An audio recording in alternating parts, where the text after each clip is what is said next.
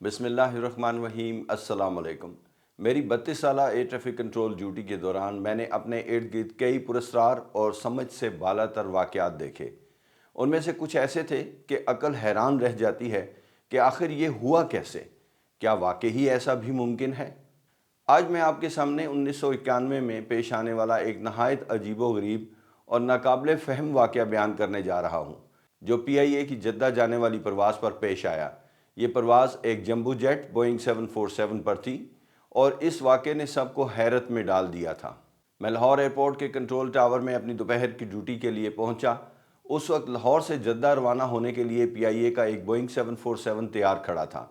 یہ ہوائی جہاز ایئرپورٹ کے اس حصے پر موجود تھا جسے ہم جیٹ ایپرن یا حج لاؤنج کہتے ہیں۔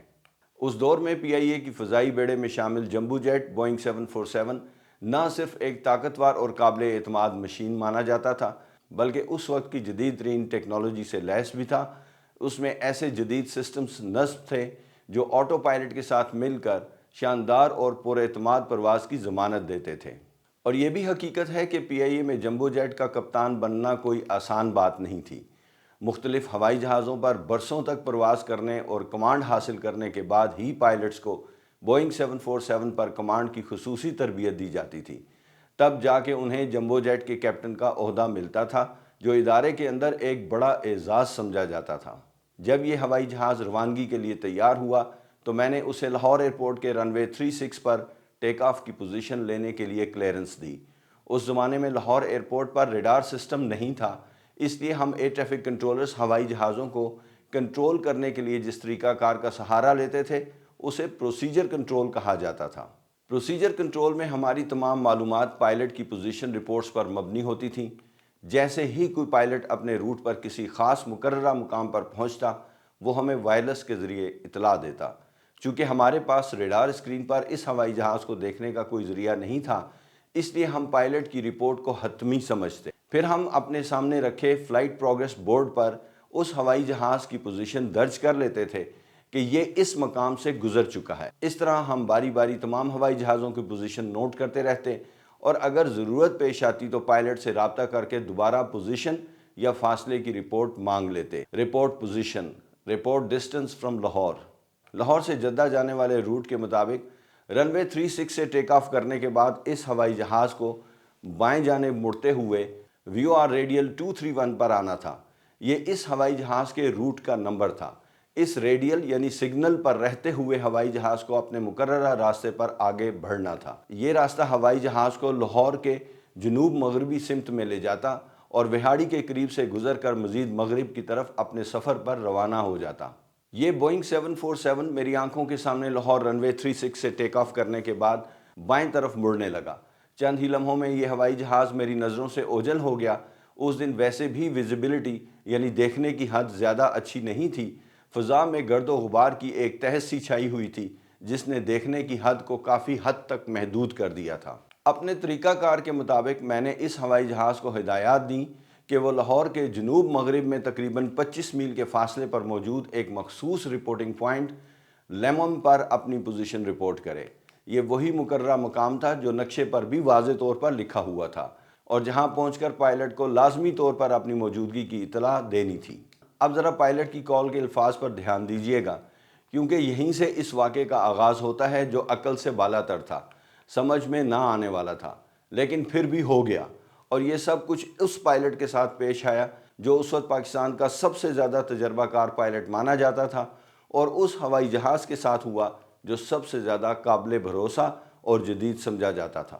پائلٹ نے مجھے وائرلیس پر کہا، پوزیشن لیمم 25 miles south west of Lahore, یعنی میں پوزیشن لیمم پہنچ گیا ہوں جو لاہور کے 25 میل جنوب مغرب میں ہے۔ ہوائی جہازوں میں راستہ تلاش کرنے کے لیے سب سے بنیادی اور اہم آلہ ویو آر ہوتا ہے۔ یہ ایک ایسا گراؤنڈ اسٹیشن ہے جو چاروں طرف سگنل بھیجتا ہے۔ جہاز کے آلات ان سگنلز کو ریڈیلز کی شکل میں پکڑتے ہیں اور اس کی بنیاد پر جہاز اپنے مقررہ راستے پر رہتا ہے۔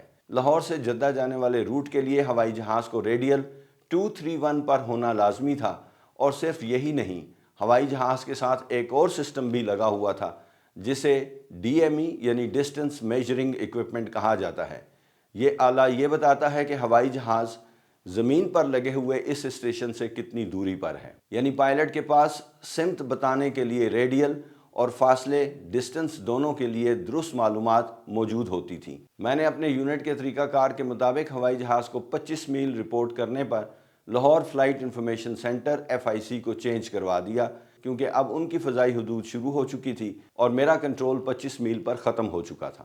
میں نے اپنے اسٹینڈ بائی وائرلیس سیٹ پر فلائٹ انفارمیشن سینٹر FIC کی فریکوینسی لگا رکھی تھی اور میں نے خود اس ہوائی جہاز کی پہلی کال ان کے ساتھ سنی، جو اس نے یہ کہہ کر دی تھی کہ میں پوزیشن لیموم ہوں۔ جب پائلٹ پوزیشن کا نام لے دے تو یہ پوچھنے کی گنجائش نہیں ہے کہ وہ کدھر ہے، کیونکہ اسے بھی پتہ ہے اور ہمیں بھی معلوم ہے کہ لیموم ایک ہی جگہ پر ہے، 231 ریڈیل اور 25 میل لاہور سے جنوب مغرب میں۔ FIC میں موجود سینئر خاتون کنٹرولر نے انہیں اگلی پوزیشن مولٹا پر، جو کہ لاہور کے جنوب مغرب میں 120 میل دور تھی، رپورٹ کرنے کے لیے کہا۔ تھوڑی ہی دیر کے بعد مجھے ان خاتون کنٹرولر نے، جو میری شفٹ سپروائزر بھی تھیں، انٹرکام پر پوچھا کہ کیا آپ کے پاس کوئی ایسا ہوائی جہاز ٹیک آف کر کے گیا ہے جس کا رخ اسلام آباد کی طرف ہو۔ انہوں نے مجھے بتایا کہ ایئر ڈیفنس کسی ایسے ہی ہوائی جہاز کے بارے میں پوچھ رہا ہے، کیونکہ ان کے پاس اس طرح کی کسی فلائٹ کی کوئی انفارمیشن نہیں ہے۔ یہ پوچھ گچھ اس وقت تک جاری رہتی ہے جب تک ہوائی جہاز کے بارے میں مکمل طور پر تصدیق نہ ہو جائے، لیکن اگر معلومات نہ ملیں اور کسی کے پاس کوئی جواب نہ ہو تو پھر معاملہ نہایت سنگین شکل اختیار کر لیتا ہے۔ ایسی صورت میں لڑاکا ہوائی جہازوں کو فوری طور پر انٹرسپٹ کرنے کے لیے بھیج دیا جاتا ہے تاکہ اس نامعلوم ہوائی جہاز کی نشاندہی کی جا سکے۔ ہمارے لیے یہ ایک بہت ہی حساس اور نازک مرحلہ ہوتا ہے۔ جو بھی معلومات مانگی جائیں، ہم ہر ممکن کوشش کرتے ہیں کہ مختلف ذرائع سے اس کی تصدیق کر لیں، کیونکہ اگر ذرا سی بھی لاپرواہی ہو جاتی اور لڑاکا ہوائی جہاز فضا میں بلند ہو جاتے تو بعد میں یہ ہماری اپنی غلطی بھی نکل سکتی تھی کہ ہم نے بروقت ایئر ڈیفنس کو اس ہوائی جہاز کے بارے میں ٹھیک اطلاع نہیں دی۔ بہرحال میری شفٹ سپروائزر نے ہر طرح سے اپنی تسلی کر لی اور ایئر ڈیفنس کو بتا دیا کہ لاہور فلائٹ انفارمیشن سینٹر کے پاس ایسی کسی فلائٹ کی کوئی ڈیٹیل موجود نہیں ہے۔ انہوں نے انہیں یہ بھی بتایا کہ تھوڑی دیر پہلے PIA کا ایک بوئنگ 747 ٹیک آف کیا ہے، لیکن وہ لاہور کے جنوب مغرب کی طرف گیا ہے جس نے جدہ جانا تھا۔ یہ واقعہ چلتا رہا اور میری ڈیوٹی شام 8 بجے ختم ہو گئی۔ میں اپنی ڈیوٹی ختم کر کے کنٹرول ٹاور سے جب نیچے اترا تو FIC میں سے گزرتے ہوئے میں نے اپنی شفٹ سپروائزر سے پوچھا کہ اس ہوائی جہاز کا کیا بنا، تو انہوں نے مجھے بتایا کہ ایئر ڈیفنس نے یہ بتا دیا تھا کہ انہوں نے ہوائی جہاز ٹریس کر لیا ہے، کانٹیکٹ ہو گیا ہے، اور اس سے زیادہ انہوں نے کچھ بھی نہیں بتایا کہ وہ کون سی فلائٹ تھی۔ میں ڈیوٹی ختم کر کے گھر چلا گیا۔ اگلے روز میری چھٹیاں شروع تھیں اور میں نے راولپنڈی اپنے گھر جانے کا پلان کیا تھا۔ میں اپنی فیملی کے ساتھ لاہور سے راولپنڈی صبح کے ٹائم چلنے والی ریل کار پر سوار ہو گیا۔ راستے میں ایک اسٹیشن پر جب ریل کار رکی تو میں نیچے اترا کہ پلیٹ فارم سے کچھ کھانے پینے کی چیزیں لی جائیں۔ میں ایک نیوز پیپر اسٹینڈ کے پاس سے گزرا تو اس وقت کے سب سے بڑے اخبار جنگ کے فرنٹ پیج پر نظر پڑی۔ اخبار کے فرنٹ ہاف پیج کے اوپر دو ہی چیزیں نظر آ رہی تھیں: PIA کے بوئنگ 747 ہوائی جہاز کی ایک بہت بڑی تصویر اور اس کے اوپر لکھی ہوئی موٹے موٹے حروف میں تحریر کہ PIA کا جمبو جیٹ ہوائی جہاز حادثے کا شکار ہوتے ہوتے بال بال بچا۔ لو جی، میں تو وہاں کھڑا ہو گیا کہ یہ کیا ہے۔ میرے ذہن میں وسوسوں نے سر اٹھانا شروع کر دیا، کیونکہ کل میری ڈیوٹی میں بھی کچھ انکوائری تو چل رہی تھی، لیکن پتہ نہیں چلا تھا۔ میں نے نیوز پیپر خریدا اور جلدی جلدی پہلی 2-4 لائنیں پڑھیں تو پتہ چلا کہ گزشتہ روز لاہور سے جدہ جانے والی فلائٹ کو یہ واقعہ پیش آیا تھا۔ یہ وہی بوئنگ 747 تھا۔ آج کی ویڈیو کا ایک تھم نیل میں نے اسی اخبار کے فرنٹ پیج کی طرح کا بنایا ہے جو میں نے اس روز جنگ اخبار پر دیکھا تھا۔ اس وقت ریل کار روانگی کے لیے سیٹی بجا رہی تھی اور آہستہ آہستہ چلنا شروع ہو چکی تھی۔ میں نیوز پیپر بغل میں دبائے تیز تیز قدموں سے چلتا ہوا اپنے ڈبے میں چڑھ گیا۔ اپنی سیٹ پر پہنچا تو اپنی وائف کو پریشان پایا۔ آپ کہاں رہ گئے تھے؟ گاڑی تو چل پڑی ہے۔ میں نے انہیں اخبار دکھایا اور بتایا کہ یہ وہ ہوائی جہاز ہے جو کل ہماری ڈیوٹی کے دوران ٹیک آف کیا تھا اور اس کے ساتھ یہ واقعہ پیش آیا ہے۔ ہم دونوں یہ اخبار پڑھتے رہے اور آپس میں اس موضوع پر بات کرتے رہے۔ راولپنڈی اپنے گھر میں مجھے اسی شام کراچی سے ٹیلی فون آیا کہ آپ کل صبح پہلی فلائٹ پکڑ کر کراچی پہنچ جائیں، بہت ہائی لیول انکوائری ہو رہی ہے اس جمبو جیٹ ہوائی جہاز کی جو لاہور سے ٹیک آف کرنے کے بعد اسلام آباد ایئرپورٹ کے قریب ہی ایک ممنوعہ علاقے کی طرف چلا گیا تھا اور اس کی سلامتی کو شدید خطرات تھے۔ دراصل ہوا یہ تھا کہ روزانہ اخبارات کی کٹنگ پر مشتمل ایک brief prime minister of Pakistan کے لیے تیار کی جاتی تھی۔ اس روز اس بریف میں سر فہرست جنگ اخبار کا وہ صفحہ تھا جس پر یہ خوفناک صورتحال بتائی گئی تھی۔ بعد میں مجھے پتا چلا کہ پرائم منسٹر نے اس پر اپنے قلم سے لکھا کہ انکوائری کی جائے، تو اس طرح ایک دم ہائی لیول انکوائری شروع ہو گئی۔ اگلی صبح میں اسلام آباد سے کراچی جانے والی PIA کی پرواز پکڑ کر کراچی پہنچ گیا۔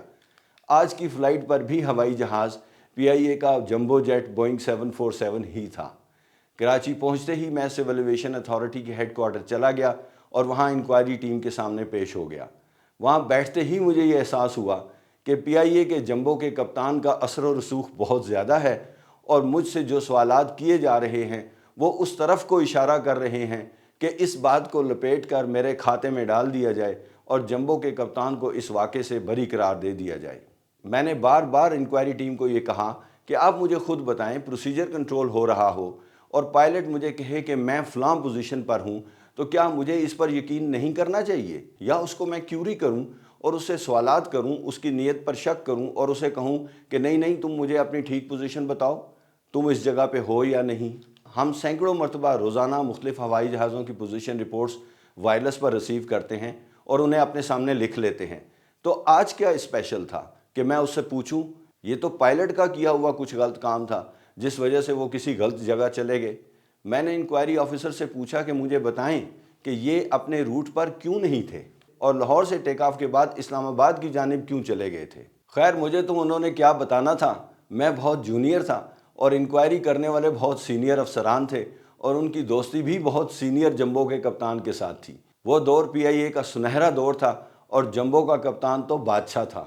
انکوائری ختم کر کے اپنی سٹیٹمنٹ جمع کروا کے میں واپس راولپنڈی پہنچ گیا، اور آتے ہی میں نے کسی ایک خاص شخصیت سے ملاقات کی۔ میں نے انہیں سارے حالات بتائے اور انہیں ریکویسٹ کی کہ اگر میری غلطی ہے تو ضرور سزا دیں، لیکن کسی کی غلطی کی سزا مجھے تو نہ دیں۔ چند روز بعد مجھے اصل حقائق پتہ چل گئے کہ ہوا کیا تھا۔ یقین نہیں آتا تھا کہ ایسا بھی ہو سکتا ہے۔ لاہور ایئرپورٹ سے ٹیک آف کرنے کے بعد اس فلائٹ کے کیپٹن نے جب الٹے ہاتھ مڑنا شروع کیا تو اس نے آٹو پائلٹ پر ہیڈنگ سلیکٹ 231 کے بجائے 321 کر لی، جو اسلام آباد کی طرف جانے والے روٹ کا نمبر تھا، ریڈیل کا نمبر تھا، یعنی ریڈیل 321۔ لیکن یہ تو ہیڈنگ تھی، انہیں دراصل پروسیجر کے مطابق ریڈیل 231 کا سگنل پکڑنا تھا، لیکن وہ آٹو پائلٹ کی ہیڈنگ 321 پر رہے اور سمجھتے رہے کہ جہاز الٹے ہاتھ ٹرن کے بعد لاہور کے جنوب مغرب کی طرف چلا جائے گا۔ سنائی دینے میں ملتے جلتے نمبرز 231 اور 321 نے آج ایک ڈیڈلی غلط فہمی کو جنم دے دیا تھا۔ جب میں نے پائلٹ سے پوزیشن رپورٹ پوچھی تھی تو انہوں نے مجھے اپنے فاصلہ بتانے والے ایکوپمنٹ کو دیکھتے ہوئے کہہ دیا تھا کہ وہ لاہور سے 25 میل دور ہیں، اور ساتھ ہی پوزیشن کا نام بھی لے دیا لیمم، جو کہ انہوں نے خود اپنے پاس سے ہی فرض کر لیا تھا۔ در حقیقت ان کا رخ اسلام آباد کی طرف تھا اور وہ لاہور کے 25 میل شمال مغرب میں پہنچ چکے تھے۔ ان کے دائیں ہاتھ پر انٹرنیشنل بارڈر تھا اور پھر اسلام آباد کے قریب پہنچتے پہنچتے ایک ممنوعہ حساس علاقہ بھی پڑتا تھا، جس کی وجہ سے ساری ہلچل مچی۔ جب ایئر ڈیفنس کو اس ہوائی جہاز کی شناخت کرنی تھی تو انہوں نے اپنے طریقہ کار کے مطابق ایمرجنسی فریکوینسی 121.5 میگا ہرٹز پر اس ہوائی جہاز کی پوزیشن بتاتے ہوئے کال کی تھی کہ اگر کوئی فلائٹ اس جگہ پر ہے تو وہ فوراً اپنی شناخت کروائے۔ یہ سٹینڈرڈ طریقہ کار تھا اور پائلٹ پر بھی لازم ہوتا تھا کہ وہ اپنے کاکپٹ میں سٹینڈ بائی سیٹ پر یہ گارڈ فریکوینسی سنتا رہے۔ جیسے ہی PIA کے کیپٹن نے یہ کال سنی تو انہوں نے جواب دیا کہ یہ تو میں ہوں، PIA کی جدہ جانے والی فلائٹ بوئنگ 747، جس پر اسے بتایا گیا کہ آپ کی پوزیشن تو روٹ کے حساب سے یہ نہیں بنتی اور آپ ایک خطرناک جگہ پر پہنچ چکے ہیں۔ یہاں کیپٹن کو اپنی غلطی کا احساس ہوا اور اس نے ہوائی جہاز کو الٹے ہاتھ موڑا، اور جو اس وقت روٹ پر پاکستان کی حدود سے نکلنے والا پوائنٹ تھا اس کے coordinates INS system inertial navigation system میں سیٹ کر کے ہوائی جہاز کو ڈائریکٹ اس کی طرف لے گیا اور ایئر ٹریفک کنٹرول کو بتایا بھی نہیں۔ بڑی حیرت انگیز بات تھی، اتنا سینئر کپتان اور اس نے یہ کیا کیا؟ ایک غلطی کے بعد دوسری ڈیڈلی غلطی کی، کیونکہ راستے میں اس نے پاکستان کی فضائی حدود سے گزرنے والی ٹرانزٹ فلائٹس کے روٹس کو کراس کرنا تھا، جہاں پر کوئی بھی دوسرا جہاز خوفناک حد تک اس کے قریب آ سکتا تھا۔ مڈ ایئر کولیجن کی پوزیشن پیدا ہو سکتی تھی۔ میں آپ کو بتا رہا ہوں کہ میری پوری سروس میں انبلیویبل واقعات اور انسانی غلطیوں کے واقعات میں یہ سر فہرست ہے۔ اس انکوائری کے اختتام پر مجھے کوئی وارننگ لیٹر بھی نہیں ملا، لیکن مجھے لاہور سے حیدرآباد ٹرانسفر کر دیا گیا۔ شاید اس انکوائری کو مکمل کرنے کے لیے سزا دینے کا عمل دکھانا ضروری تھا، تو وہ میرے کھاتے میں آیا۔ اس واقعے کے بعد لاہور سے نکلنے والے ہوائی جہازوں کے 2 راستے ریڈیل 231 اور ریڈیل 321 میں پیدا ہونے والی غلط فہمی کو دور کرنے کے لیے ریڈیل 231 کو بدل کر ریڈیل 229 کر دیا گیا۔ میں نے ادھر ادھر معلوم کیا کہ کپتان صاحب کا کیا بنا، تو پتہ چلا ان کو کچھ بھی نہیں کہا گیا اور وہ اپنی فلائٹس جاری رکھے ہوئے ہیں۔ معاف کیجئے گا، میں یہ واقعہ کسی کو تنقید کا نشانہ بنانے کے لیے نہیں کر رہا، بلکہ اپنے اس وقت کے سسٹم کی کمزوری کو ظاہر کر رہا ہوں۔ اور میری اس ویڈیو کا مطلب قطعاً یہ نہیں ہے کہ میں بہت چیمپئن ہوں اور بڑا زبردست پروفیشنل ہوں اور دوسرے لوگ غلطیاں کرتے ہیں۔ بس آج میں ٹھیک تھا اور دوسری پارٹی نے غلطی کر دی۔ دور کوئی بھی ہو اور ہوائی جہاز اور سسٹمز کتنے بھی ایڈوانس کیوں نہ ہوں، ہر وقت انسانی غلطی کے امکانات موجود رہتے ہیں۔ دنیا بھر میں بے شمار ایسے پروسیجرز بنائے جاتے ہیں جو اس طرح کی غلطیوں کو روک سکیں، لیکن ایوییشن کی دنیا میں آئے دن نت نئے واقعات ہوتے ہیں۔ امید ہے آج کی ویڈیو آپ کو پسند آئی ہوگی، انفارمیٹیو رہی ہوگی۔ آپ اپنا بہت خیال رکھیے گا۔ نیکسٹ ویڈیو تک کے لیے اجازت چاہتا ہوں۔ اللہ حافظ۔